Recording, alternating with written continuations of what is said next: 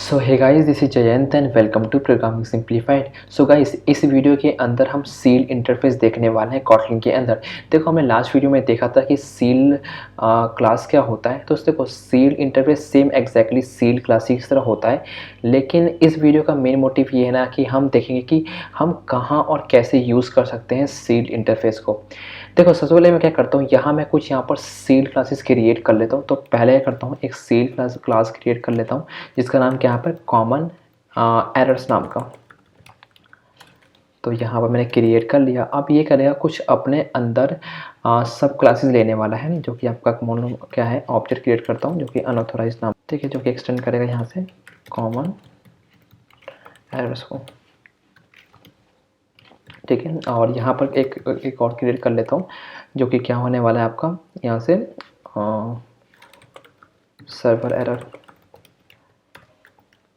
और ये आपका कॉमन एरर्स का होने वाला। देखो, मैंने यहाँ पे एक दो सब क्लासेस क्रिएट कर दिया हमारा कॉमन एरर का।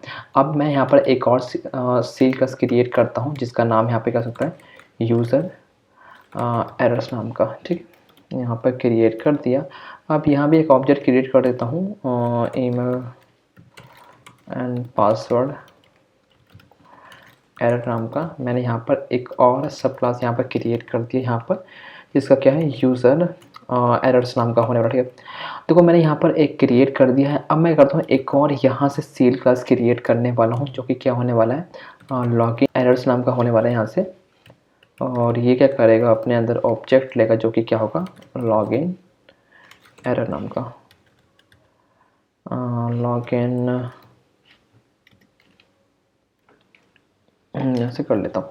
देखो, मैंने यहाँ पे तीन सील क्लासेस क्रिएट कर दिए। अब सपोज़ मान लो कि मुझे इस कॉमन एरर्स को नीड है इस यूज़र एरर्स के अंदर और एक लॉगिन एरर्स के अंदर। मतलब क्या, ये कॉमन एरर है जो इन दोनों के अंदर आ सकता है। तो मुझे क्या करना पड़ेगा, इस कॉमन एरर को यूज़ करना पड़ेगा इस वाले सील क्लासेस के अंदर और एक इस वाले सील क्लासेस के अंदर। तो मैं क्या करूँगा, बिकॉज हमें पता है कि ना कि हम एक सील क्लासेस के अंदर नेस्टेड सील क्लासेस क्रिएट कर सकते हैं। तो देखो, मैं क्या करूँगा यहाँ पर कि एक सबसे पहले एक यहाँ पर डेटा क्लास क्रिएट कर लेता हूँ जिसका नाम क्या है, सपोज मान लो कि मेरे को एरर 1 पास करता हूँ, ठीक है। एरर 1 जो क्या करेगा, अपने अंदर ही common error as a parameter लेने वाला है। तो मैं करता हूँ वेल कॉमन एरर यहाँ पे ले लिया, बिकॉज डेटा क्लास के अंदर हम कुछ इस तरीके से डेटा को पास कर रहे होते हैं। अब ये करें, एक्सटेंड कर रहा होगा किसको, यहाँ पर यूज़र एरर्स को यहाँ पर एक्सटेंड कर लेगा, ठीक है।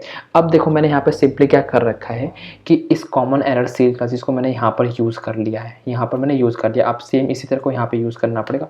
इसको यहाँ से कॉपी करके और यहाँ पे जस्ट पेस्ट कर दो, ठीक है। और यहाँ पर एरर करके 2 पास कर दो यहाँ से सिंपली।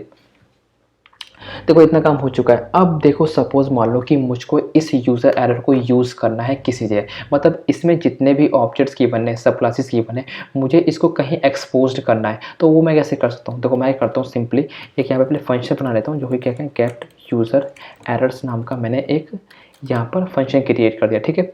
अब ये क्या लेगा अपने अंदर पैरामीटर, यूज़र एरर ऐसा पैरामीटर लेने वाला है। तो मैं ऐसे पास करता हूँ और ये करेगा एंड रिटर्न करवा देगा यहाँ से। और मैं करता हूँ यहाँ से रिटर्न करवाता हूँ कि मैंने एक्सप्रेशन लगाया और मैंने यहाँ पे क्या यूज़र एरर्स पास किया। और अब देखो, मुझे क्या करना पड़ेगा, इन दोनों को एक्सपोज करना पड़ेगा यहाँ पे, समझे। ईमेल एंड पासवर्ड और एरर को भी एक्सपोज करना पड़ेगा यहाँ पर। अब देखो, मैं क्या करने वाला हूँ यहाँ पर, मैं इस तो मुझे पास करने की नीड नहीं है। अब मैं करूँगा ईमेल पासवर्ड को यहाँ से कॉल करूँगा, पहले को मैंने कर दिया। अब देखो, सेकंड क्या है, यहाँ पर डेटा क्लास की बने, ठीक है। तो मैं करूँगा इस लिखूँगा यहाँ पर और एरर जो 1 है इसको यहाँ से कॉल कर लूँगा। लेकिन अभी ये एरर 1 क्या करेगा, अपने अंदर कॉमन एरर्स ले रहा है, ठीक है। मतलब मुझे इन दोनों को भी एक्सपोज करना पड़ेगा, समझे क्या। अब देखो, मैं क्या कर सकता हूँ, देखो ये क्या कर रहा है, अपने अंदर एरर 1 क्या कर रहा है, अपने अंदर कोई डेटा ले रहा है, ठीक है, कॉमन एरर डेटा ले रहा है। तो देखो, अगर मुझे इस डेटा को गेट करना है तो मैं कैसे कर सकता हूँ, मैं कैसे करूँगा, यस मैं लिखूँगा यहाँ पर यूज़र एरर्स डॉट करके इस कॉमन एरर को गेट कर सकता हूँ। एंड देन इस कॉमन एरर से मैं कर सकता हूँ ऑथोराइज और सर्वर एरर को भी गेट कर सकता हूँ। तो मुझे करना पड़ेगा, एक और वैन एक्सप्रेशन लगाना पड़ेगा यहाँ पर, समझे, एक और वैन एक्सप्रेशन लगाना पड़ेगा, ताकि देखो ये वैन एक्सप्रेशन मैं क्यों लगा रहा हूँ, बिकॉज ताकि मैं इस दोनों को भी एक्सपोज कर सकूँ, इन दोनों को यूज़ कर सकूँ यहाँ पर।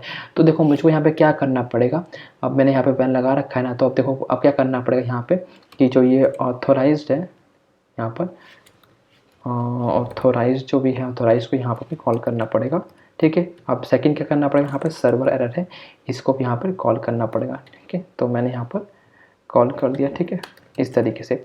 अब देखा यहाँ पे, अब ये लास्ट में यहाँ क्या कह रहा है कि तो यार यहाँ पर मुझको एक एरर मिल रहा है, कह रहा है कि एरर 2 को भी आपको कॉल करना पड़ेगा। तो ओके, तो एरर 2 में गाइस यहाँ पर आपको लॉगिन जो है ना वो ही कॉल करना होता है। तो देखो इतना काम हो चुका है। अब आपने यहाँ पे खुद नोटिस किया ना कि अगर मुझको एक और सील क्लासेस को वहाँ पे एक्सपोज करना होता है तो मुझे वहाँ पे अगेन एक वन एक्सप्रेशन को कॉल करना पड़ता है। तो ये इतना काम हो चुका है, समझे। तो गाइस अब देखो आपने यहाँ पे नोटिस किया ना कि मुझको यहाँ पे एक और वन एक्सप्रेशन, एक नेस्टेड वन एक्सप्रेशन को यहाँ पे कॉल करना पड़ा है। अब यहाँ पर कोड जो है ना बहुत ही ज़्यादा बेकार लग रहा है, कोड जो है हमारा क्लीन बिल्कुल दिख नहीं रहा है यहाँ पर। तो हमें कुछ ऐसा करना पड़ेगा कि हमें इस वन एक्सप्रेशन को बार बार क्रिएट ना करना पड़े। अगर सपोज मान लो कि अगर इस यूज़र एरर के अंदर मैं एक और सील क्लास क्रिएट करता हूँ तो मुझे अगेन एक वन एक्सप्रेशन को कॉल करना पड़ेगा उसको एक्सपोज करने के लिए। तो कितने सारे वन एक्सप्रेशन कॉल करते रहेंगे। तो हम चाहते हैं कि ऐसा हमें ना करना पड़े, तो हमें कोई सॉल्यूशन निकालना पड़ेगा। देखो हम ऐसा कैसे कर सकते हैं गाइस, अगर मैं सपोज मान लो कि अगर मैं इसको भी यहाँ पे अगर कॉल करता हूँ लॉगिन एरर्स को, तभी भी मुझे वन एक्सप्रेशन को कॉल करना पड़ेगा। तो अब हमें कुछ ऐसा करना पड़ेगा कि हमें बार बार वन एक्सप्रेशन को कॉल ना करना पड़े। तो वो हम कैसे कर सकते हैं गाइस, देखो वो बहुत ही ज़्यादा सिंपल है यहाँ पर। वो हम कैसे कर सकते हैं, हम चाहते हैं ना कि इस कॉमन एरर्स के अंदर ना ऑथराइज सर्वर एरर तो चलो कॉमन है, ठीक है, लेकिन उसके साथ ना ये जो यूजर एरर्स है ना वो भी यहाँ पर आ जाए। तो क्या करो, इसको जस्ट यहाँ से क्या कर दो, कमेंट कर दो, ठीक है, इसको यहाँ से कमेंट कर दो, ठीक है, और फिर क्या करो, इसको भी यहाँ से रिमूव कर दो, कट कर दो, ठीक है, हो गया। अब देखो अब तो मुझको एरर मिलेगा नहीं बिकॉज ये डेटा क्लास इसके अंदर है नहीं हमारे पास। जो ये जो कॉमन एरर्स है वो इस यूज़र एरर सील क्लास इसके अंदर बिल्कुल नहीं है। तो अगर मुझे क्या करना है, इस यूज़र एरर को यहाँ पर कॉमन एरर के साथ यूज़ करना है, तो देखो मैं क्या कर सकता हूँ, यहाँ पे लगाऊंगा और कॉलन देके एक्सटेंड कर दूंगा किसको, यूज़र एरर्स को, ठीक है, इसको मैं यहाँ पर डायरेक्टली एक्सटेंड कर दूंगा। अब ये मुझको बोलेगा यार वैन एक्सप्रेशन यहाँ पे बोलेगा कि भाई आपके पास क्या आ चुकी है, इस यूज़र एरर पे, इस यूज़र एरर के पास क्या आ चुका है, ये दोनों तो आ चुका है और ये भी आपके पास आ चुका है, बिकॉज मैंने यहाँ से एक्सटेंड कर दिया, ठीक है, मैंने कॉमन एरर्स के पास ना क्या किया, इसको भेज दिया। तो अब देखो मैं क्या करूँगा, जब भी यूज़र एरर को मैं मतलब कॉल करूँगा तो उसके पास ऑथोराइज और सर्वर एरर दोनों आ चुके होंगे। तो देखो मुझे यहाँ पे क्या करना पड़ेगा, सिंपल यहाँ पे क्या करना पड़ेगा, ऑथोराइज करके यहाँ से गेट कर लूँगा और यहाँ से जो सर्वर एरर है इसको भी यहाँ से कॉल कर लूँगा ईजिली, ठीक है। तो अब मैं इजीली कर सकता हूँ। अब देखो आपने खुद नोटिस किया मुझे वन एक्सप्रेशन क्रिएट करने, एक नेस्टेड वन एक्सप्रेशन क्रिएट करने की बिल्कुल नीड नहीं पड़ी, मैंने यहाँ डायरेक्टली कर लिया। अब मान लो सपोज मान लो गाइस यहाँ पर कि अब मेरी बारी इसकी भी आती है। तो अगर मुझे इस लॉगिन एरर के साथ इस कॉमन एरर को यूज़ करना है तो हम कैसे यूज़ कर सकते हैं, सेम वही तरीका यूज़ करेंगे। हम क्या करेंगे, इस लॉगिन एरर को क्या करेंगे, यहीं से एक्सटेंड करवा देंगे। ये जो कॉमन एरर होगा ना, इस लॉगिन एरर को भी एक्सटेंड करने का काम करेगा। तो मैं यहाँ पे कहूँगा लॉगिन एरर्स लिखूंगा और ये दोनों को एक्सटेंड करवा देगा। अब जब मैंने यहाँ पे एक्सटेंड करवाया तो ये हमें क्या कर देगा, मतलब एक कंपाइल टाइम एरर देने वाला है। अब ये बेसिकली क्यों देगा, बिकॉज आप खुद देखो ना क्लास है ये, अब क्लास के पास मल्टीपल इनहेरिटेंस सपोर्ट नहीं कर सकता यहाँ पर। ये दोनों हम क्लास है यहाँ पे, सेल क्लासेस और क्लास एकदम सेम है, बात उसका डिफरेंट है यहाँ पे कोई, क्योंकि एक एब्स्ट्रैक्ट क्लास है यहाँ पर। तो एक क्लास कभी दो क्लास को इनहेरिट नहीं कर सकता, क्योंकि यहाँ पे मल्टीपल जो इनहेरिटेंस है वो सपोर्ट नहीं करता। अब देखो अगर आपको मल्टीपल इनहेरिटेंस सपोर्ट करवाना है तो आप कैसे करते हो, यहाँ पे वो आपके लिए इंटरफेस क्रिएट करना पड़ता है। मतलब होता है क्या है कि एक क्लास जो होता है ना वो मल्टीपल इंटरफेस को इनहेरिट कर सकता है। तो हम इंटरफेस के थ्रू मल्टीपल इनहेरिटेंस को सपोर्ट करवाते हैं। तो यहाँ पे आप देखो मुझको क्या करना पड़ेगा, इस देखो आप खुद सोचो, हम मुझे करना पड़ेगा इस यूज़र एरर्स और लॉगिन एरर क्या करना पड़ेगा, एक इंटरफेस क्रिएट करना पड़ेगा जो कि आपका सील्ड इंटरफेस होने वाला है। तो अब देखो मैं क्या कर दूंगा, यहाँ पे जाके एक इंटरफेस लगा दूंगा, इसको यहाँ से हटा दो और नीचे जाऊँगा यहाँ से और एक मिनट यहाँ पे जाके इसको इंटरफेस क्रिएट कर दूंगा। तो देखो ये बन चुका है सील्ड इंटरफेस, और ये भी बन चुका है मेरे पास क्या, सील्ड इंटरफेस। ये दोनों मेरे क्या बन चुके हैं, यहाँ पर सील्ड इंटरफेस बन चुके हैं। ठीक है, अब मैं इसको ईजिली क्या कर सकता हूँ, यहाँ से एक्सटेंड भी कर लूँगा। ठीक है, अब यहाँ से इजीली एक्सटेंड करूँगा एंड बूम गाइस, देखा कुछ इस तरीके से वर्क होता है। देखो आपको कब यूज़ केस लाना है यहाँ पर, जब आपके पास कुछ कॉमन चीज़ होगी। मान लो कोई कॉमन सील क्लास किसी सील क्लासेस के अंदर यूज़ हो रहा है। ठीक है, तो उस कॉमन सील क्लासेस को आप एक क्लास क्रिएट करके किसी इंटरफेस के या सील इंटरफेस के अंदर आप यूज़ कर सकते हो। ठीक है, तो मैंने यहाँ पे क्या कर रखा है, एक कॉमन एरर नाम का क्या किया, सील क्लास क्रिएट किया।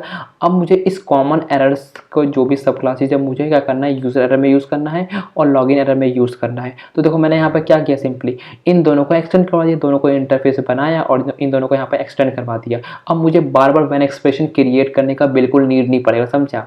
तो कुछ इस तरीके से वर्क करता है। जहाँ भी कुछ कॉमन चीज़ें आ जाना है यहाँ पर, तो समझ लो वहाँ पर आपको क्या करना है, सील इंटरफेस का यूज़ करना है यहाँ पर, समझे। तो गाइस कुछ इस तरीके से वर्क करता है। और आपको एक खास बात ये होगी कि बार बार आपको व्हेन एक्सप्रेशन बार बार इतना सारा कोड लिखने की बिल्कुल नीड नहीं है। आप सिंपली कुछ इस वे में भी लिख सकते हो। ठीक है।